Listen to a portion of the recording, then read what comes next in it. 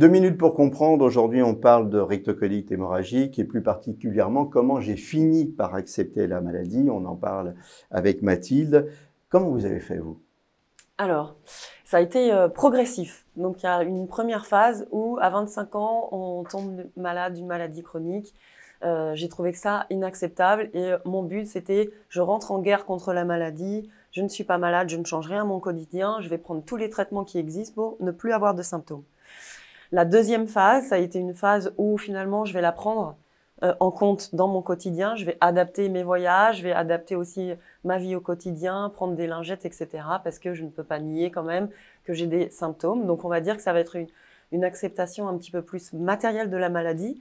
Et la troisième phase qui a pris le plus de temps, on va dire, qui était une phase non seulement du coup matérielle et mentale d'acceptation de la maladie, mais aussi dans chacune des cellules de mon corps et de l'accepter comme une amie et plus comme une ennemie qui vient me gâcher la vie.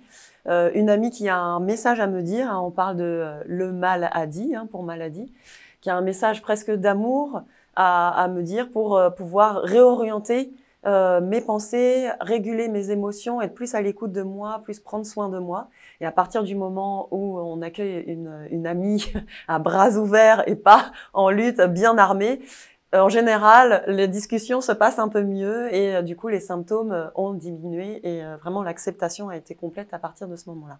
Donc, déni, première phase, je vis avec, deuxième phase, et je l'accepte, troisième phase. Et c'est à partir de cette phase-là que tout a commencé à aller mieux. Hein. C'est ce que vous dites. Exactement, une fois qu'on l'accueille comme une amie, comme extérieure à nous, mais une amie qui a un message d'amour à nous faire passer, alors à ce moment-là, les symptômes se font en général, enfin en tout cas moi, de mon expérience, se sont fait plus rares et aujourd'hui... Voilà, c'est pas facile, mais il faut accepter la maladie. Nos émissions vous plaisent, alors aidez-nous à faire grandir la chaîne. Pour parler santé au plus grand nombre, partagez, likez, abonnez-vous.